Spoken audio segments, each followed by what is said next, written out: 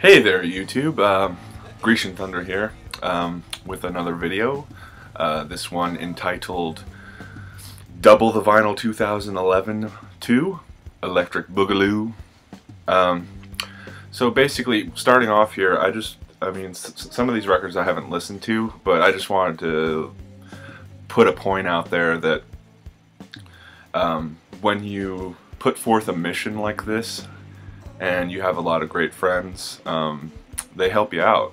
And a couple of my friends have actually given me records, you know, when I started this, and then recently too. My friend Jasmine, just this past week, gave me this Santana record here, self-titled. The cover is Triptastical. It's a gatefold, and the cover's pretty whooped, but the album's in good condition. Yeah, it's it's Santana, early Santana, so it's a lot better than that, more modern stuff, which, yikes, can't really get into it. Let's see, my friend Christian gave me a lot of records out of his collection. He's getting ready to move to Vienna for 6 months for work, so he just laid a bunch of stuff on me and actually introduced me to a band I knew about but never heard anything from aside from the hits, and that band is the Alan Parsons Project. This is Eve. This is a really good record.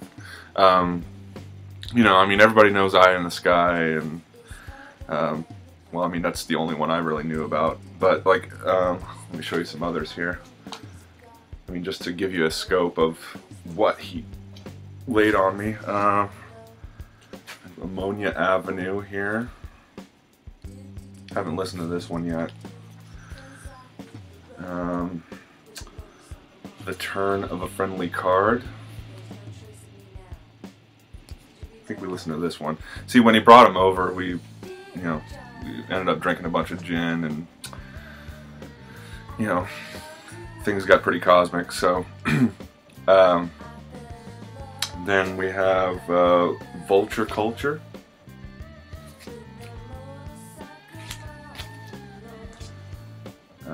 Gaudi, or Godi.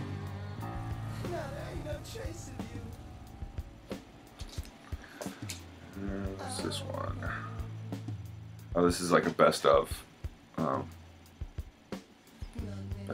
Parsons, and it's really good music. The guy was talented, and the people that he had play with him were talented, and all the albums, they're pretty seamless. The ones I've listened to, this is one of them.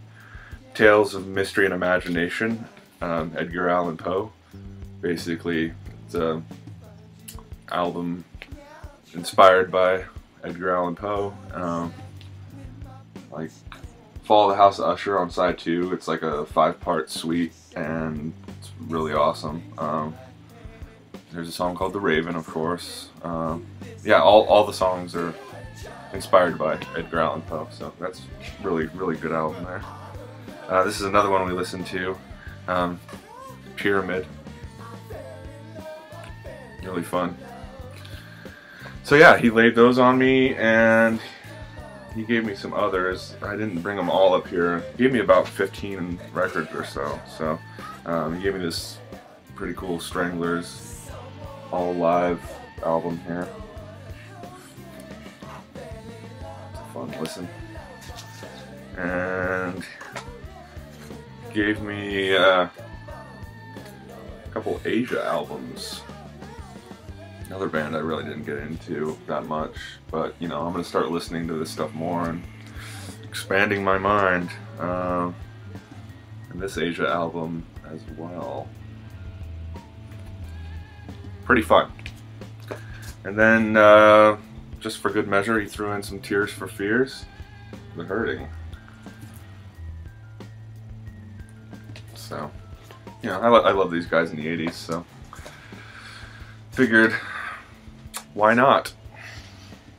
Alright, moving on, I want to show you some more stuff that I've actually purchased recently, well, in the past few months. Start off with Gnarls Barkley, The Odd Couple. I'm sure all of you guys know who these guys are. CeeLo Green, Danger Mouse. Really cool about this record is it's a double LP, and really it's only one album's worth of material, but the second album you can play backwards. So, and I only got it for like 12 bucks, so you know, it's totally worth it and really neat, you know, collectible, I guess. This next record, one of my things, you know, as I've said, is buying stuff based off of the cover art or song titles, and this was a combination of both. This is Kane with the Blue Gorilla. Now, didn't know much about this guy, but I bought it based off of a song title, Silly Shit, and the cover. But he was a member of the Last Poets, and I put this record on, and how can I put this? The white guilt inflated dramatically. I mean, just hearing like the passion and some of it even angry in his lyrics and poetry, really affected me. So I mean, this is a great record. There's some good music on it, but yeah, I mean, it affected me, so it did its job as an art form. Curtis Mayfield. Curtis. Awesome. Don't need to say much about him. This is Swan's latest record. My Father Will Guide Me Up a Rope to the Sky. And I had heard these guys, you know, in my early 20s and late teens, but I never bought anything by them, and it's impossible to find stuff by them for that cheap. So I grabbed this record, and I've only listened to it once, but I really like it so far. So, Poly6 or Die. It's almost like a double album on MySpace Records. These guys, if you haven't heard them, they were actually featured in a Devo DVD movie, rather, live in Japan, and Devo considered them like their, I guess, the heirs to the, you know, the throne, as it were. Spaz rock, Japanese, awesome, a lot of fun. I can't recommend that one enough. This next one I just picked up. This is Enon with Hocus Pocus. This is an album. Let's see, what year is this from?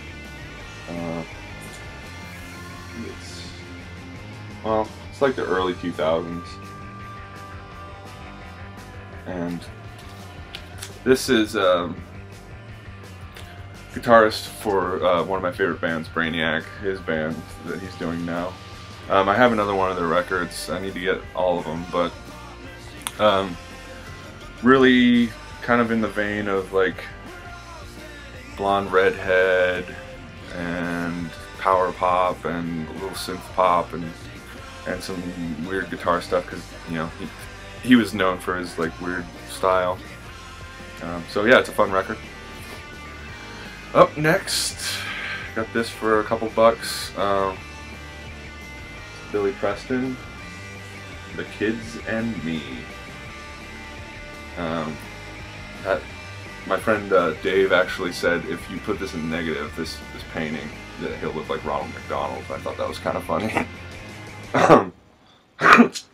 Pardon me. The main reason I bought this record, I mean, Billy Preston, he played with the Stones and a lot of people, and the Beatles. But yeah, I mean, if you know anything about him, you know he was busted for messing with kids, which is really messed up, but I have kind of a twisted sense of humor, so, I mean, the title, I mean, come on. But yeah, I mean, let's see, Nothing from Nothing is on here. Sister Sugar, St. Elmo, Little Black Boys and Girls. I mean, there's some great songs on here, but I mean, there's some cheesiness too, but it's still like, the whole reason I bought it was for that. These last two records, now I want to actually kind of touch on this a little bit, but this first one is Sir Lord Baltimore with Kingdom Come on Mercury. This is a reissue from last year, but incredible. I mean, I think I was reading about it a little bit. It was produced by Eddie Kramer.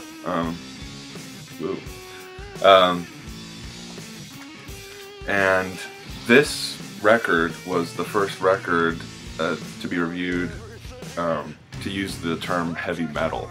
And this was like in 69 or 70. And yeah, it was reviewed in Cream, and that term was coined by a reviewer. I can't remember his name, but I think he went on to later to be in the Angry Samoans. If you guys know anything about punk, you know about the Angry Samoans. And yeah, so I was so awesome. This record is excellent. The singing all over the map. The drummer sings, and you can hear. I mean, it's just recorded in a way that I'm really just really into it. You can hear the pick attack on the guitar. Some of the lead stuff is just insane, sick. I mean, just really, really good stuff. So, anyway, what I wanted to talk about was like when I bought it initially, their second album was there, and I didn't, you never want to buy somebody's catalog unless you know for sure, right? So I put it off, and I got this record, the first record home, Kingdom Come, and listened to it, and I went out basically as soon as I could to the store, Exiled Records here in Portland, and bought their second record, self-titled. Kind of neat cover, looks like it's embroidered. Also a reissue on the Mercury. And they added, the first album they were a trio. This album they added somebody. Added another guitarist. Let's see. I think his name, yeah, Joey Dombra. I think it might have been the lead guitarist's brother, if I'm not mistaken. So, yeah, this is actually a lot different, and it was more folky, I guess, more ethereal, but I liked it nonetheless. I mean, it was a lot of fun, and yeah, I'm really falling in love with this band. So yeah, that is the latest episode of Double the Vinyl 2011 to Electric Boogaloo, and I'll see you for part 3. Take care.